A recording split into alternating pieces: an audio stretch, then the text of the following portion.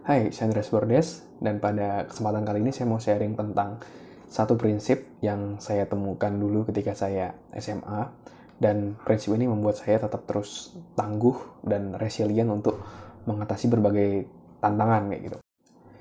Tapi sebelumnya saya mau tanya, kenapa sih kok banyak orang yang gagal kayak gitu?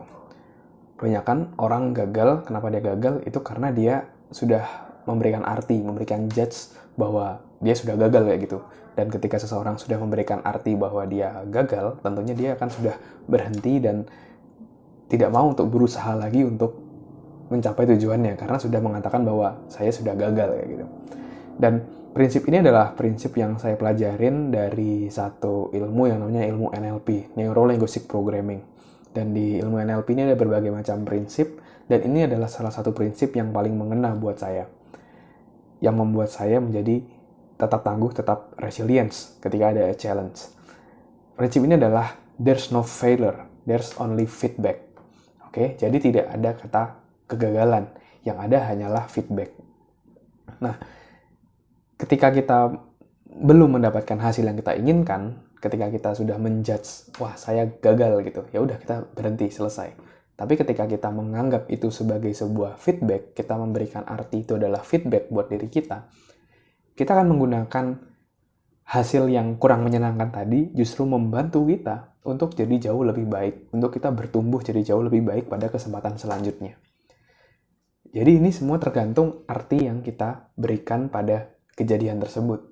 Kita mau memberikan arti itu adalah sebuah kegagalan, atau justru feedback, atau justru sebuah kesempatan untuk pembelajaran, untuk jadi jauh lebih baik pada kesempatan berikutnya.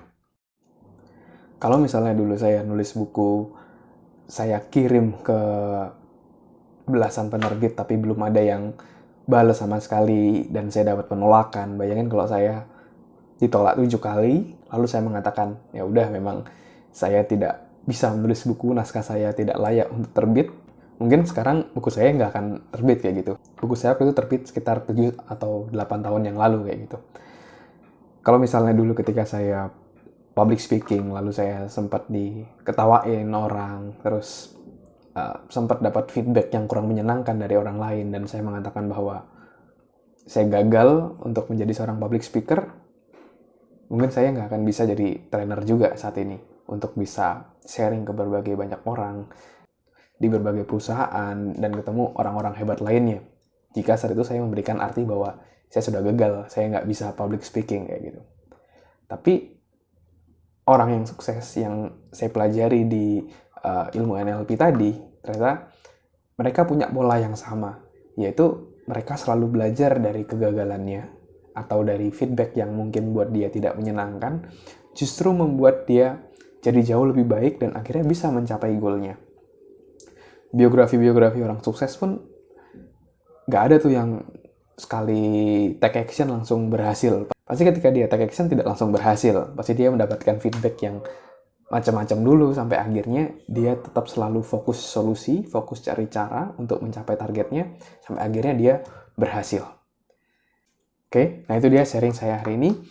Jadi tidak ada kata gagal. There's no failure, there's only feedback. Selalu gunakan hasil yang kita dapatkan dalam hidup untuk membuat kita bertumbuh untuk jadi jauh lebih baik. Karena semua terjadi pasti ada maksudnya, pasti ada maknanya. Kita tinggal menemukan apa maknanya, apa maksudnya, dan membuat kita jadi jauh lebih baik. Oke? Terima kasih teman-teman sudah dengerin sharing saya kali ini. Saya Andreas Bordes, semoga bermanfaat.